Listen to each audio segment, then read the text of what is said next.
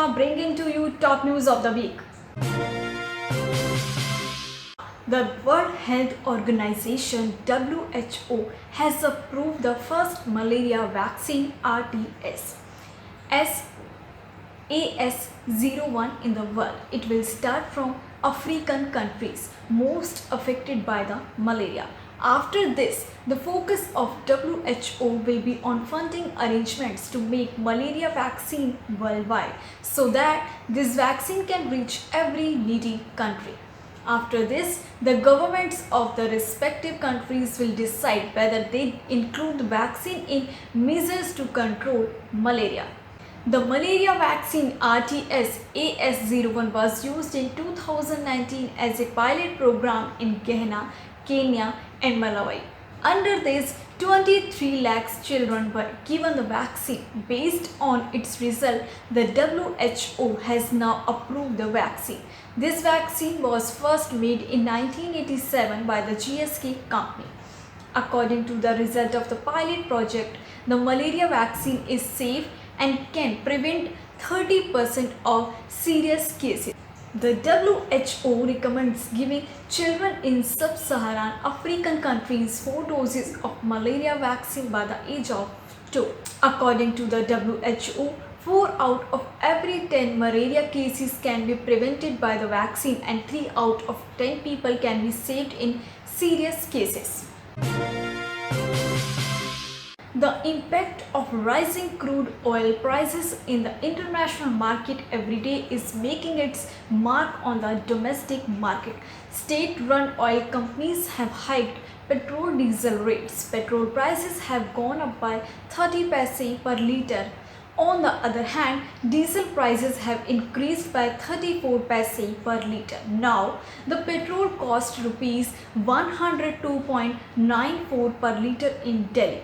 After the hike in prices, the diesel cost rupees 91.42 per litre on Tuesday. As well, petrol and diesel prices had increased by 25 paise and 30 paise respectively. Petrol prices in Delhi is rupees 102.94 while diesel is priced at rupees 91.42 per litre.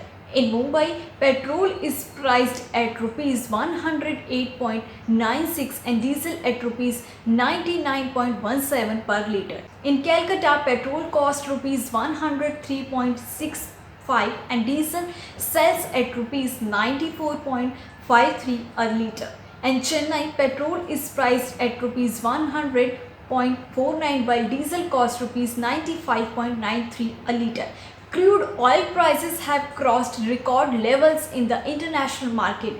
Crude prices had reached close a barrel on Tuesday, which is likely to rise further.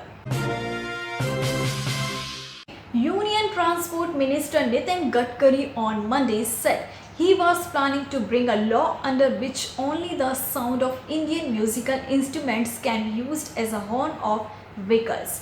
Gadkari revealed that he is also studying that sirens used by ambulance and police vehicle and will likely replace them with a melodious tune played on the All India radio.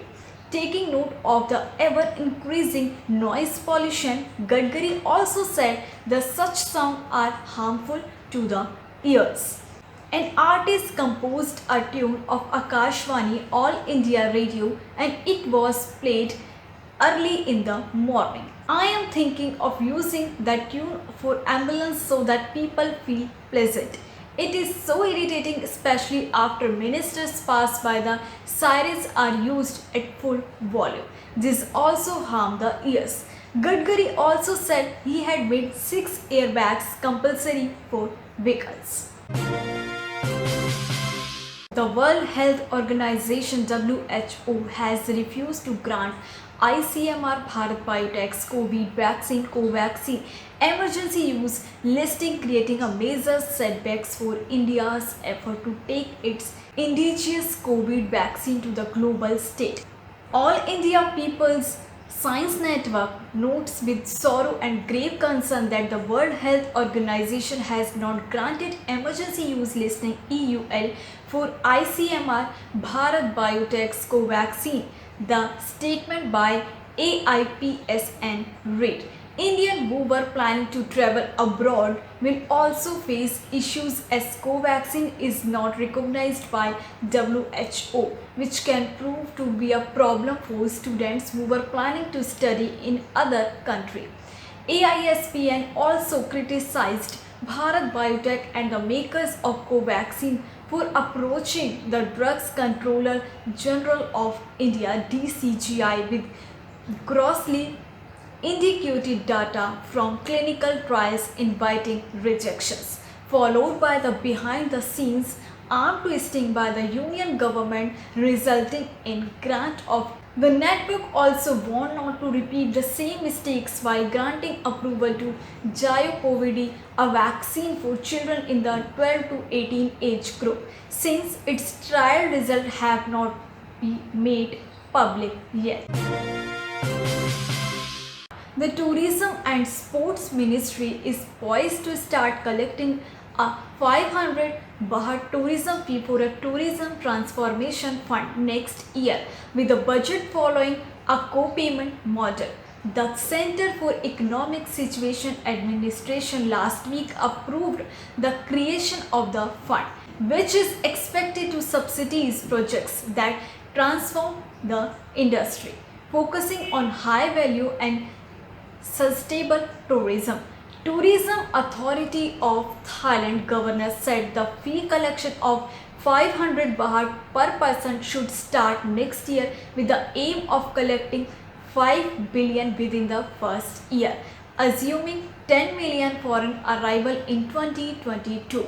The National Tourism Policy Committee already gave the nod to start the fund earlier this year with a proposed fee of 300 baht per person. Governor said the additional 200 baht will be earmarked for projects initiated by the private sector, community enterprises or social enterprises that would like to transform their business to meet the fund's strategy, helping the country restructure from mass tourism to high value or a bio-circular and green economic model. We hope this fund will support a national tourism makeover, creating more safe and clean places. He said the fund's objective is not to tackle the financial impact of pandemic, but rather focus on long-term local economic growth.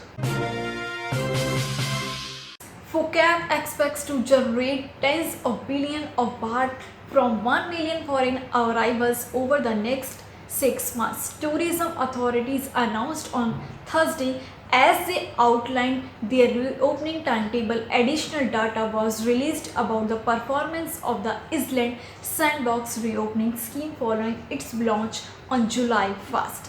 Thai travelers topped the Sandbox entrance the past 3 months, followed by the US as the biggest international source market.